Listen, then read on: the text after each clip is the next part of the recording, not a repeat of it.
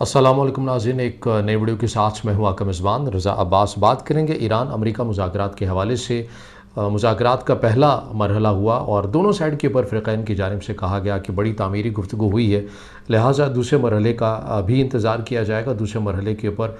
दोनों जो फ़िरक़ैन हैं वो अपने हुकाम के सामने जो मामलात हैं जो पहले टेन्योर में तय पाए हैं वो रखेंगे और उसके बाद मज़ीद पेशरफ़ को आगे बढ़ाया जाएगा। अब अगला जो टेन्योर है वो होना है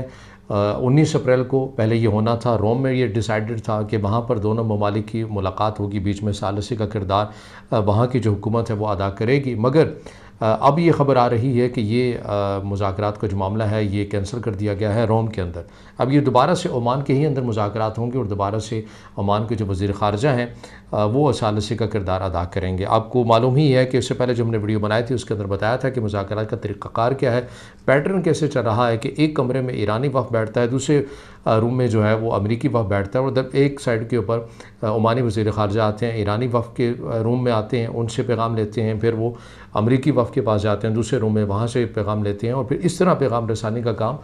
ओमान के जो वज़ीर ख़ारजा हैं वो कर रहे थे और इस बार भी वैसा ही होगा। अब इसके अंदर जो चीज़ें सामने चलती हुई नज़र आ रही हैं, चूँकि वक्त करीब आ चुका है, आज 17 अप्रैल 2025 है, तो 19 अप्रैल को ये मुज़ाकरात होने हैं।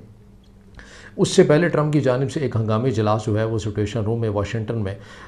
मुनक़्क़िद किया गया, ट्रंप की जानिब से बुलाया गया, जिसमें कौमी सलामती के मशीर हैं और फ़ौरन ऑफिस से रेलिवेंट जो पर्सनैलिटीज़ हैं उनको बुलाया गया। और बताया ये जा रहा है कि इस ट्रंप के हंगामी इजलास के अंदर बड़ी गर्मा गर्म बहस की गई है, क्योंकि दो साइड के मौक़िफ़ जो हैं वो इसमें निकल कर सामने आए हैं। एक मौक़िफ़ ये निकल कर सामने आया है जिसमें जो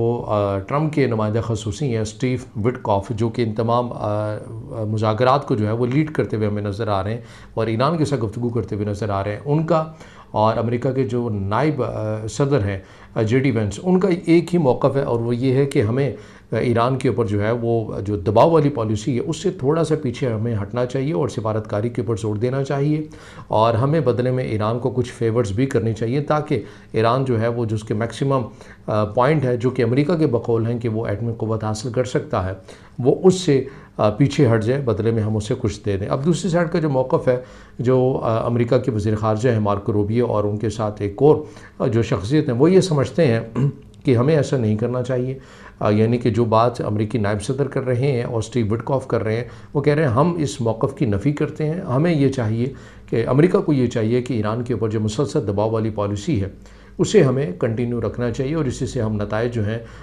हम हासिल कर सकते हैं। अगर हमने ईरान को कुछ फेवर कर दिया तो हम उससे वो खातिर ख़ार नताइज हासिल नहीं कर सकते। अब इसके अंदर जो ट्रंप का मौक़िफ़ क्या है, ट्रंप दोनों साइड के ऊपर ड्राइव करते हुए आपको नज़र आ रहे हैं। एक साइड के ऊपर वो कुछ जगहों के ऊपर ये कह देते हैं कि सिफारतकारी जो है वो बहुत अच्छे तरीके से जा रही है, दोनों ममालिक के माबैन मुज़ाकरात अच्छी समत में हो रहे हैं और हम ये उम्मीद ज़ाहिर कर रहे हैं कि हम किसी जल्द जो है वो किसी नतीजे के ऊपर पहुँच जाएंगे। दूसरी साइड के ऊपर सिल्वाडोर में जब उनके एक अहम रहनुमा के साथ वो गुफ्तगू कर रहे थे, उसी दौरान सहाफ़ी की जानिब से उनसे सवाल भी किया गया ट्रंप से ईरान की सिचुएशन के ऊपर, तो उन्होंने कहा कि मुज़ाकरात से हमें ये लग रहा है कि ईरान इस मामले को लटका रहा है, तो मुमकिन है कि हमें फिर कोई मैक्सिमम कदम भी उठाना पड़ सकता है, लेकिन ये ईरान के ऊपर है कि वो इन तमाम मामलात को कैसे एड्रेस करता है, कैसे डील करता है। तो आपको ट्रंप जो है वो दोनों मौक़िफ़ देते हुए नज़र आते हैं।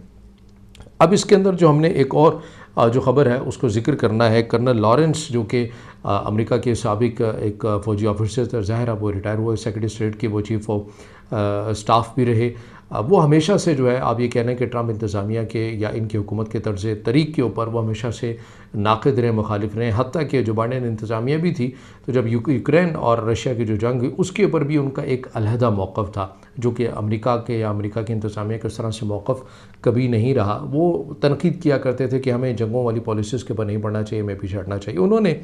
हाल ही में आप ये कह लें कि शख्सियत से, पर्सनैलिटी से मुलाकात की, जिसके अंदर उन्होंने उनसे ये सवाल किया गया कि ईरान और अमेरिका की क्या जंग वाक़ई हो सकती है, कि जंग हो सकती है तो उसका नक्शा जो है वो क्या आप देख रहे हैं, चूँकि आप भी इस सिस्टम का हिस्सा रहे हैं, तो आप इस मामले को कैसा देख रहे हैं। तो उनकी जानिब से कहा गया कि मैं अच्छा नहीं समझ रहा अगर ये जंग है, अव्वल तो इस जंग को नहीं होना चाहिए, अगर ये जंग हो जाती है तो ख़ित्ते के ममालिक के लिए, दुनिया के लिए कोई अच्छी जंग साबित नहीं होगी, क्योंकि इसके अंदर ये मत इमेजिन किया जाए कि कोई एक फ़रीक जो है वो शिकस्त खा सकता है। यानी उनका कहने का मतलब था ये ना सोचा जाए कि इस जंग से अमेरिका हार जाएगा या इस जंग से ईरान हार जाएगा, बल्कि ये ख़ित्ते के ममालिक के, दुनिया के लिए जो जंग है ये अच्छी साबित नहीं होगी और ना ही ईरान जो है वो कोई तरन वाला साबित हो सकता है, क्योंकि अगर ईरान के पास आप ये भी कह लें कि एटमी क़ुव्वत हासिल नहीं है, तो फिर उसके अंदर ईरान के पास बहुत सारी ऐसी चीज़ें हैं जिनकी वजह से अमेरिका जो है, या अमेरिकी अफवाज जो है, उनके लिए भी मुश्किलात पैदा हो सकते हैं। ये उनकी अपनी असेसमेंट थी जिसके अंदर उन्होंने कहा। इसके अलावा उन्होंने 2007 को भी एक कोड किया, एक गेम थी मिलीनियम चैलेंज, अगर मैं ग़ालिबन उसका नाम गलत नहीं ले रहा, तो उसके अंदर भी उन्होंने जिक्र किया कि एक फ़र्ज़ी एक गेम बनाएगी जिसके अंदर फ़र्ज़ी 2 टीमें बनाएगी, एक को रेड का नाम दिया गया, एक को ब्लू का नाम दिया गया। रेड यानी जो कि ईरान को रिप्रेजेंट कर रही थी, और ब्लू जो है वो अमेरिका को रिप्रेजेंट कर रही थी, और दोनों जो टीम्स हैं वो बनाई जाती हैं और एक फ़र्ज़ी गेम जो है वो खेली जाती है, मुकम्मल नक्शे के साथ खेली जाती है। और उसके अंदर जो ब्लू जो टीम होती है, जो अमेरिका के लिए बनाई जाती है, उसके लिए कोई प्रोग्रेस उसकी अच्छी नहीं होती, वो खातिर खार रिजल्ट नहीं दे पाती, जिसकी वजह से ख़ासी जो है अंदरूनी सतह के ऊपर, या पेंटागन के अंदर एक मायूसी भी पैदा होती है। तो ये कर्नल लॉरेंस कहते हैं कि मेरी असेसमेंट है, हमें इस जंग से जितना हो सके दूर रहना चाहिए, सिफारतकारी के ऊपर जोर देना चाहिए, ताकि ख़ित्ते के अंदर जो जंग के बादल हैं वो ना मंडलाएँ और सिफारतकारी के ज़रिए तमाम जो मामला है वो हल होता हुआ नज़र आए। तो ये अब तक की अपडेट है, और इससे जुड़ी जो भी मज़ीद अपडेट होगी